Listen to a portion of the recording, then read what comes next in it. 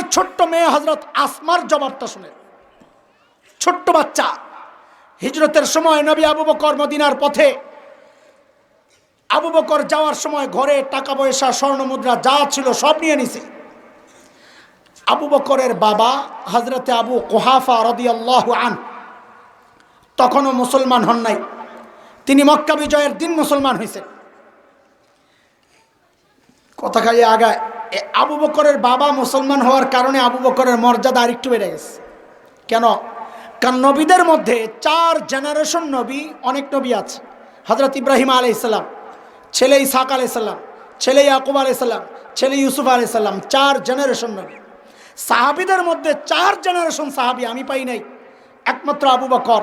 বাবা আবু কুহাফা সাহাবী, ছেলে আবু বকর সাহাবী, মেয়ে আসমা সাহাবী, ছেলে আব্দুল্লাহ ইবনে জুবাইর সাহাবী, 4 সিরিয়াল সাহাবী।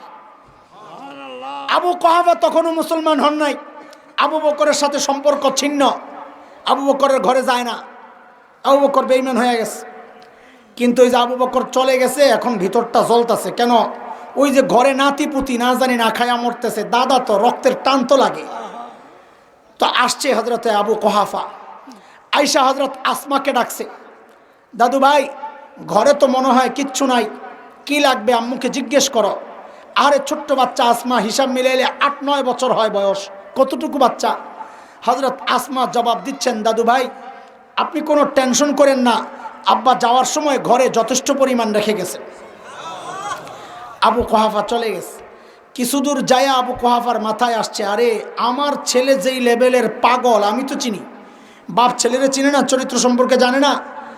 আবু বকর যেই লেভেলের পাগল, এ আবার যথেষ্ট পরিমাণ রেখে যাবে, কথাটার মধ্যে কোনো ভেজাল আছে। হযরত আবু কুহাফা আবার আসছেন, আয়েশা ডাক দিয়ে আসমাকে জিজ্ঞেস করতেছেন, দাদু ভাই বাবা তো ঘরে যথেষ্ট পরিমাণ রেখে গেছেন বুঝলাম, একটু বলো না কি রেখে গেছে। হযরত আসমা জবাব দেন, দাদু ভাই আব্বা যাওয়ার সময় ঘরে আল্লাহ আর তার রসুলকে রেখে গেছে, আমাদের জন্য এটাই যথেষ্ট, আপনি টেনশন করেন। ছোট্ট বাচ্চা আসমার জবাব যদি এই হয়, তো বাবা আবু বকরের জবাব কি হইতে পারে? সাইয়েদনা আবু বকর সিদ্দিক রাদিয়াল্লাহু আনহু যখন খলিফা, তো ওনার রাষ্ট্র পরিচালনার একটা সিস্টেম ছিল, দরবারে বিধবা নারীদের লিস্ট থাকত। কেন? স্বেচ্ছায় যদি কেউ খিদমত করতে চায় তো এই লিস্টের ঠিকানা ধরে বুড়ির বাড়িতে চলে যেত। এটা অনেক সওয়াবের কাজ। নবী আলাইহিস সালাম বলেছেন, কেউ যদি এতিম আর বিধবার দায়িত্ব নেয়, ওই ব্যক্তি আর আমি জান্নাতে পাশাপাশি থাকব। এই সমাজের একটা কুৎসিত চেহারা হচ্ছে, কোন কোন হতভাগা অন্য বিধবা বুড়ির খিদমত করবে থাক দূরের কথা, ওই পোড়া কপাল নিজের বিধবা মায়েরই তো খিদমত করে না। এটা বড় দুর্ভাগ্যের কথা। একদিন হযরত ওমর রাদিয়াল্লাহু তাআলা আনহু আসছেন, কোন এক বুড়ির খিদমত করবেন এই নিয়তে। ওমর কত বড় মানুষ, এই মানুষ আসছেন বুড়ির কাম করবে। ওই যে আখিরাতের ফিকির ঢুকছে ভেতরে, নাম খুঁজে খুঁজে খুঁজে খুঁজে একটা নাম পাইলেন, ওই নাম নিয়ে চলে গেছেন হযরত ওমর বুড়ির বাড়িতে পরদিন সকালে। কখন? কারণ সাহাবায়ে কেরাম দিনের কাজ শুরু করতেন সকালে। নবী আলাইহিস সালাম যারা ভোরে কাজ করেন তাদের জন্য বরকতের দোয়া করছেন। এজন্য আমরা সকালে ঘুমাবো না। শেখ ইবনুল কাইয়িম বলেছেন, যারা সকালে ঘুমায় তাদের ঘর থেকে জিন্দেগিতে অভাব দূর হবে না। কেন? আল্লাহ তখন রিজিক বন্টন করেন, তুমি ঘুমাইলে তোমার রিজিক দিবে কার কাছে? আমাদের সমস্যা হচ্ছে কি জানেন, আমরা সকালে ঘুমাই আর বিকালে আসি হুজুরের কাছে, কি জন্যে? কয় হুজুর একটা তাবিজ লেখা দেন, দোকানে লাগামো। কেন? কয় বেচা কিনা কমে গেছে। তো আল্লাহ যখন তোরে রিজিক দিবে তখন ঘুমাইছিস কি জন্যে? তখন ঘুমায়া এখন হুজুরে দিয়া তাবিজ লেখায় আর রিজিক বাড়াইবা, জিন্দেগিতে সম্ভব না। পরদিন সকাল সাইয়েদনা ওমর ইবনুল খাত্তাব রাদিয়াল্লাহু আনহু বুড়ির দরজা নক করে বলে, মারে আপনার ঘরের কাজগুলো করার জন্য আমি ওমর ইবনুল খাত্তাব হাজির। বুড়ি ভেতর থেকে জবাব দেন, বাবারে প্রতিদিন যেই আল্লাহর বান্দা আমার ঘরের কাজগুলো করেন তিনি ইতিমধ্যেই কাজ করে চলে গেছেন। কখন? সকালে। সকালে। হযরত ওমর চিন্তা করলেন, তাইলে আমাকে আরো আগে আসা লাগবে। ওই চিন্তায় সাইয়েদনা ওমর ইবনুল খাত্তাব পরদিন ফজরের আজানের ওয়াক্ত বুড়ির দরজা নক করে বলে, বারে আপনার ঘরের কাজগুলো করার জন্য আমি ওমর ইবনুল খাত্তাব হাজির। আজকেও বুড়ি জবাব দিচ্ছেন, বাবারে প্রতিদিন যেই আল্লাহর বান্দা আমার ঘরের কাজগুলো করেন তিনি ইতিমধ্যেই কাজ করে চলে গেছেন। কখন? ফজরের আজানের সময়। হযরত ওমর চিন্তা করলেন তাইলে আরো আগে আসা লাগবে। ওই চিন্তায় সাইয়েদনা ওমর ইবনুল খাত্তাব তাহাজ্জুদের ওয়াক্ত বুড়ির দরজা নক করে বলে, মারে আপনার ঘরের কাজগুলো করার জন্য আমি ওমর ইবনুল খাত্তাব হাজির। হযরত ওমরকে অবাক করে বুড়ি আজকেও জবাব দিচ্ছেন, বাবারে প্রতিদিন যেই আল্লাহর বান্দা আমার ঘরের কাজগুলো করেন তিনি ইতিমধ্যেই আমার ঘরের কাজ করে চলে গেছেন। সুবহানাল্লাহ। কখন? তাহাজ্জুদের ওয়াক্ত। এইবার যায় হযরত ওমরের টনক নড়ছে, কিরে এত ভোরে এত রাতে কে কাজ করে? আমার কাজের দরকার নাই, আগেই বুজুর্গ বাইর করা লাগবে। কে আল্লাহর বান্দা? পরদিন ইশার নামাজের পর সাইয়েদনা ওমর ইবনুল খাত্তাব রাদিয়াল্লাহু আনহু বুড়ির দরজার সামনে এক ঝোপের আড়ালে চুপচাপ বসে আছেন। দেখবেন কে এত রাতে কাজ করার জন্য আসে। হযরত ওমর লক্ষ্য করলেন গভীর রাত এক আল্লাহর বান্দা পা টিপে টিপে চোরের মতো বুড়ির বাড়ির দিকে আগাচ্ছে। হযরত ওমর রেডি, আসেন দেখি কে আপনি।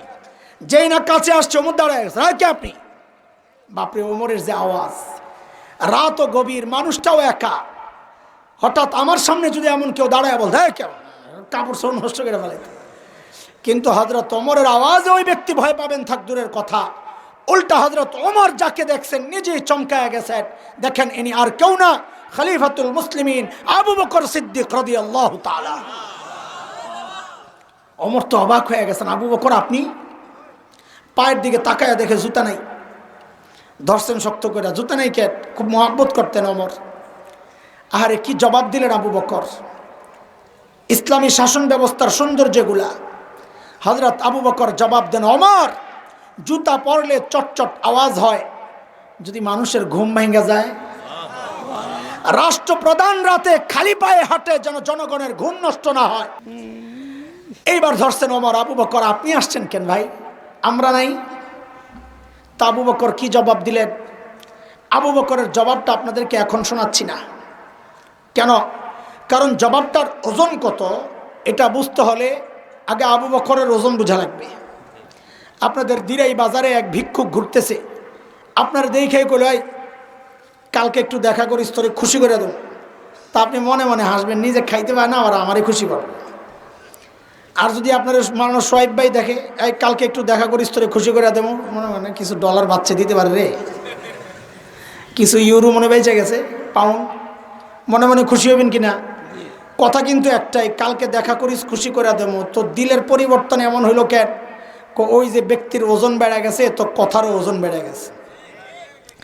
সাইয়েদনা আবু বকর কি জবাব দিলেন? জবাবটা আপনাদেরকে পড়ে শোনাচ্ছি, আগে আবু বকরের ওজন একটু বুঝালো না, আবু বকর কত বড় মানুষ। একদিন হযরত ওমর আসছেন, এসে বলেন কি দোস্ত আপনার সাথে একটা লেনদেন করতে চাই। হযরত আবু বকর বলেন, দোস্ত কি লেনদেন করবেন? তো ওমর বলে, দোস্ত আমার সারা জিন্দেগির যত আমল আছে সব আমল আপনারে দিয়ে দিতে চাই। আবু বকর পড়ছেন চিন্তায়, কিরে ওমর এত ভালো মানুষ, সারা জিন্দেগি আমার সাথে আমল নিয়ে করলো প্রতিযোগিতা, আর এখন বলে সব দিয়ে দিবি না রে, এনে কোনো গাপলা আছে? আবু বকর মানুষ সরল সোজা, কিন্তু ব্যাকল তো না। সাইয়েদনা ওমর যখন বললেন, আবু বকর আমার সারা জিন্দেগির আমল আপনাকে দিতে চাই। আবু বকর পড়ছেন চিন্তায়, কয় ওমর বুঝলাম, কিন্তু একটু বলেন না আমার কি দেওয়া লাগবে? আবার আমার সারা জিন্দেগির আমল চায় বসেননি আবার, তাইলে হবে না। ওমর বলে, না আবু বকর না, বেশি কিছু চাইবো না। বলে কমটাই কি? বলে ওমর, আবু বকর ওই যে হিজরতের সময় নবীর সাথে 3 দিন যে সাউর গুহায় লুকায়া ছিলেন আবু বকর, ওই 3 দিন আমারে দিয়ে দিবেন, আমি আমার সারা জিন্দেগির আমল আপনাকে দিয়ে দিব। কয়দিন? কয়দিন বিনিময়ে? কয়দিন বিনিময়ে? কয়দিন? সারা জীবন। মিলল? আরে হিসাব মিলে? সাইয়েদনা ওমর কি বুঝলেন গোমর যে এই 3 দিনে এমন কিছু আছে যা আমার সারা জিন্দেগির আমলের চেয়ে আবু বকরের এই 3 দিনের আমল দাম বেশি। এই গোমরটা একটু বোঝা দরকার কিনা। চলো চলো সাউর গুহায় যাই।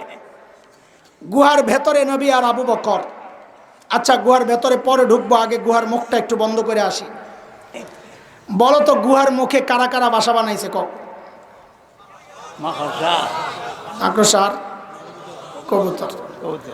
ঠিক আছে, পুরস্কার এই জায়গায় না, সামনে আরো প্রশ্ন রয়ে গেছে। এইবার কবুতরে ডিম পারছে কয়টা? সঠিক উত্তর দাতারে পুরস্কার সোহেবের পক্ষ থেকে। কয়টা? তাড়াতাড়ি কও, সময় নেই আমার। একটাও না, এক মত পাইলাম। আরেকটা? দুইটা, 2 মত পাইলাম। 2টা না 3টা? 3টা, এটা জাত ভালো। আর আসেনি কোনো মতামত। এখন তো আশেকে রসুলরা আমার বিরুদ্ধে খেইপা যাবে যে ওয়াহাবি দাওবন্দি কত ফাজিল, নবীর সাথে সংশ্লিষ্ট একটা গল্প নিয়ে তামাশা করে, বেয়াদব, নবীর দুশ্মন। মনে মনে কইতাছে দোস্ত আমি তামাশাই করতেছি, আসলে অরিজিনালি তামাশা করতেছি। কেন? কারণ মুহাদ্দিসরা বলেছেন কবুতরের গল্পটা পুরাই জাল, বানোয়াট, মিথ্যা কথা। কবুতরই নাই, আমি বৈশা বৈশা ডিম গন্তাছি। এই দোষ আপনাদের না, এই দোষ আমাদের। এই ওয়াজ আমরাই শুনাইছি।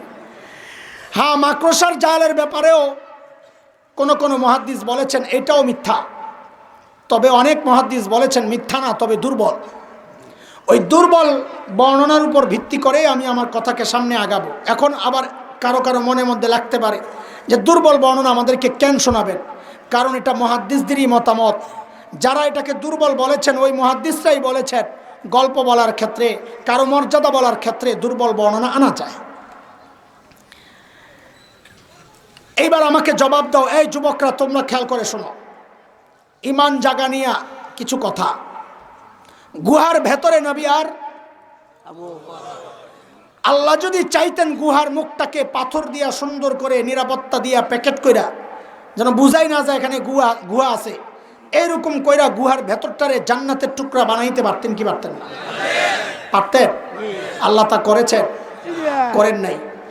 মাকড়সার জাল দিয়া নিরাপত্তা দিছেন। কারণ হইল মাকড়সার জাল অনেক শক্তিশালী, এটারে ছিন্ন করে, ছিদ্র করে, ভেদ করে কাফেররা ভেতরে ঢুকতে পারবে না। না দুর্বল? কত দুর্বল! মাকড়সার নামে একটা সূরা আছে কোরআনে, সূরা আনকাবুত। ওই সূরার মধ্যে আল্লাহ বলেছেন মাকড়সার জাল সম্পর্কে। মালিক কি বলেন? ওয়া ইন্না আওহানাল বুয়ুতি লাবাইতুল আনকাবুত। জগতের সবচাইতে দুর্বল ঘরের নাম হচ্ছে মাকড়সার ঘর। তো মাকড়সার ঘর দিয়ে আল্লাহ নবীকে নিরাপত্তা কেন দিলেন? আল্লাহ আমাদেরকে দেখায়া দিচ্ছেন, এরে আমার বান্দারা দেখ, আমি যদি আমার দ্বীনকে বাঁচাতে চাই তো আমার পারমাণবিক অস্ত্র লাগে না, ট্যাঙ্ক কামান লাগে না, সাবমেরিন লাগে না, যুদ্ধ বিমান লাগে না, লাখো সৈন্যের দরকার হয় না। আমি যদি আমার দ্বীনকে বাঁচাতে চাই তো আমি মাকড়সার জাল দিয়ে আমার দ্বীনকে বাঁচাইয়া দিতে পারি। দরকার হচ্ছে আবু বকরের ঈমান। কি দরকার? ঈমান যদি মজবুত থাকে মুসলমান, তোমাকে অস্ত্রের শক্তির কারণে তোমাকে কেউ পরাজিত করতে পারবে না। সাইয়েদনা আবু বকরের কোলে মাথা রেখে আল্লাহর হাবিব গুহার মধ্যে ঘুমাইতেছিলেন। ঘুম থেকে উঠে দেখেন যে আবু বকরের চেহারার মধ্যে চিন্তার ছাপ। পেরেশান আবু বকর। নবী জিজ্ঞেস করেন, আবু বকর আপনি এত চিন্তিত কেন? সাইয়েদনা আবু বকর জবাব দেন, ইয়া রাসূলুল্লাহ, ওই যে গুহার মুখের দিকে তাকায়া দেখেন কাফেররা হাঁটাহাঁটি করছে। গুহার মুখের দিকে তাকানোর দরকার নেই। লাউ আন্না আহাদাহুম ইয়ানজুরু ইলা কাদামাইহি, তাদের যে কেউ একজন যদি নিজের পায়ের দিকেও তাকায়, ও গো আল্লাহর হাবিব আমাদেরকে দেখে ফেলবে। নবী সান্ত্বনা দেন, এই আবু বকর আপনি ভেবেছেন কি হ্যাঁ এই গুহার ভেতরে খালি আমি আর আপনি, আর বুঝি কেউ নাই আমাদের সাথে? না আবু বকর না, এই গুহায় কেবল আমি আর আপনি না, আবু বকর আমাদের সাথে আল্লাহ আছেন।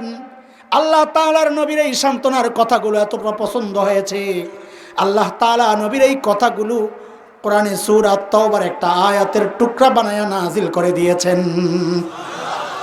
মালিক বলেন, ইযহুমা ফিল গার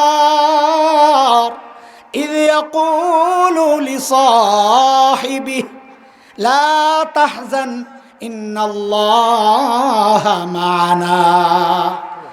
দুইজন যখন গুহায়, একজন যখন তার সাহাবীকে বললেন, এই খেয়াল করেন আবু বকরের মর্যাদা শোনাইতেছি। একজন যখন তার সাহাবীকে বললেন, মানে নবী যখন তার সাহাবীকে বললেন, সাহাবী মানে এখানে কে? বলেন কে? তার মানিটা কি? মানি হচ্ছে হযরত আবু বকর যে নবীর সাহাবী, আল্লাহ তাআলা কোরআনে কারীমের স্বীকৃতি দিয়ে দিয়েছেন আবু বকরের মর্যাদা। কিন্তু ওমরের গোমর এই জায়গায় না, ওমরের গোমর পরে। নবী বলেন, আবু বকর আপনি ঘাবড়েন না, আল্লাহ আমাদের সাথে আছেন। হযরত ওমর কয় শাসছে, আবু বকর কই চলে গেল রে, ধরা ছোঁয়ার বাইরে? বলে কেন? বলে আমার সারা জিন্দেগির আমলের রেজাল্ট কি, নবী আমাকে মূল্যায়ন কিভাবে করেছেন, নবীর সাথে আমার সম্পর্কের লেভেল কি। নবী বলেছেন, লাউ কানা বাদি নবিয়্যুন লাকানা ওমর, আমার পরে যদি কেউ নবী হতো ওমর হতো। এই বলেন তো আমার সাথে, আমার পরে যদি কেউ নবী হতো কে হতো? কবে? পরে পরে। ওমর বুঝে গেছেন নবীর সাথে আমার সম্পর্কের লেভেলটা হচ্ছে বাদিয়তের আগে আর পরে। নবী বলেন, ওমর আপনি পরে, আমি আগে, আমি আগে আর আপনি পরে। ওমর কয় খাইছে রে, সারা জিন্দেগি আমল কইরা পাইলাম বাদিয়তের মুকুট, আগে আর পরের মুকুট। আবু বকর 3 দিন থেকেই কি পাইল?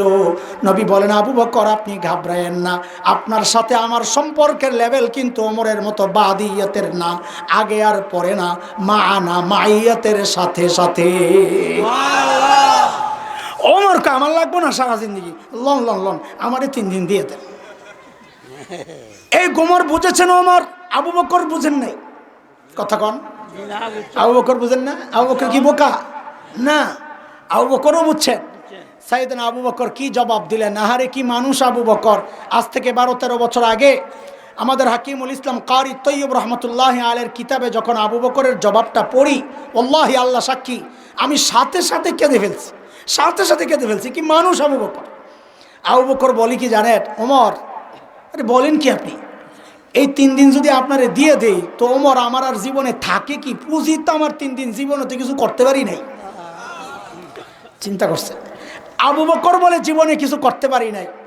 আর আমি আর আপনি ভাবতেছি কত কিছু করছি, আল্লাহ মনে জান্নাত কয়েকটা রেডি রাখছে। অথচ সাইয়েদনা আবু বকর দ্বীনের জন্য, নবীর জন্য কি করেন নাই। হিজরতের রাতে নবী আলাইহিস সালাম যায় খালি দরজায় টোকা মারছেন, সাথে সাথে দরজা খুলে গেছে। নবী তো অবাক, আবু বকর আপনি ঘুমান নাই? বলি ইয়া রাসূলুল্লাহ, ওই যে 6 মাস আগে বলেছিলেন মক্কা ছাড়তে হবে, আমাকে সঙ্গে থাকতে হবে, ওগো আল্লাহর হাবিব, সেই দিন থেকে আজ পর্যন্ত এই পিঠকে কোনোদিন বিছানার সাথে লাগাই নাই। সুবহানাল্লাহ। তাইলে ঘুমান নাই? ইয়া রাসূলুল্লাহ ঘুমাইছি, এই দরজাটারে বালিশ বানাইয়া হেলান দিয়া দাঁড়ায়া দাঁড়ায়া ঘুমাইছি। মসজিদে নববীতে বসে বসে আবু বকর কাঁদতেছেন, ও আল্লাহ আল্লাহ। সাহাবীরা কই, দেখি তো আবু বকর কি চায়, আল্লাহর তো প্রিয় বান্দা, দেখি কি চায়। কাছে যায় শুনি কি আবু বকর কান্দে আর বলে, আল্লাহ আপনার হাবিবের দিলের মধ্যে এটা বসায়া দেন যে হাবিব আপনি আবু বকরের কাছে কিছু চাইয়েন না, চাইলে আবু বকর লজ্জা পায়। আপনি আবু বকরের মালকে নিজের মাল মনে কইরা যখন যা মনে চায় খরচ করেন, আপনি যখন চান আবু বকর যখন দেয়, আবু বকরের হাত যায় উপরে, নবীর হাত নিচে, এটা আবু বকরের সহ্য হয় না। আপনার যা মনে চায় খরচ করেন, চাইয়েন না আপনি। আবু বকর কাঁদতেছে এই কথা বইলা বইলা। কি মানুষ আবু বকর। তবুকের যুদ্ধ অনেক কঠিন যুদ্ধ। নবী আলাইহিস সালাম চাঁদা চাইছেন সাহাবা একরামের কাছে। আজকে ওমর বড় খুশি। কেন খুশি? আজকে আবু বকরে হারাইয়া দেব। কেন? চাঁদার ব্যাপার আসছে তো আবু বকরের কাছে আছে কি? নাই তো কিচ্ছু। ওমর দৌড়ে গেছেন ঘরে যায় সামান যা ছিল সব নামাইছেন, নামাইয়া 2 ভাগ করছেন। 1 ভাগ ঘরে রেখে আসছেন, আরেক ভাগ গাট্টি করে নবীর দরবারে নিয়ে আসছেন। ইয়া রাসূলুল্লাহ আমার চাঁদা। নবী আলাইহিস সালাম জিজ্ঞেস করতেছেন, ওমর কি আনছেন? বলেন কি জিজ্ঞেস করছেন, কি নিয়ে আসছেন? হযরত ওমর বলেন, ইয়া রাসূলুল্লাহ ঘরে যা ছিল অর্ধেক নিয়ে আসছি। এবার আবু বকরের পালা। নবীও অপেক্ষা করতেছেন, আহারে আমার আবু বকর কি জানি আনে। ওমর অপেক্ষা করতেছেন, ভাবটা সাইয়েদনা আবু বকর আসতেছেন, হাতে ছোট্ট একটা পুটলা। আহারে আবু বকর। বর্ণনার আকপিস মিলাইলে বোঝা যায় ওই পোটলার ভেতরে গায়ের জামা কাপড়গুলা। প্রশ্ন আসবে স্বাভাবিক, তাহলে গায়ে দিছেন কি? হ্যাঁ, আমি বলছি বর্ণনার এই অংশগুলো দুর্বল। আমরা আপনাদের সাথে খেয়ানত করব না, আমি খেয়ানত করব না আপনাদের সাথে। যেটা দুর্বল বলে দিচ্ছি। বলে দুর্বল বর্ণনা কেন বলেন? ওই যে মর্যাদার ক্ষেত্রে বলা যায়, এই জন্যে বলতেছি। সাইয়েদনা আবু বকর কাপড় চোপড় তো নাই কিচ্ছু, ঘরে একটা বিছানোর চাটাই ছিল, চট। সাইয়েদনা আবু বকর ওইটারে গায়ে জড়াইছেন।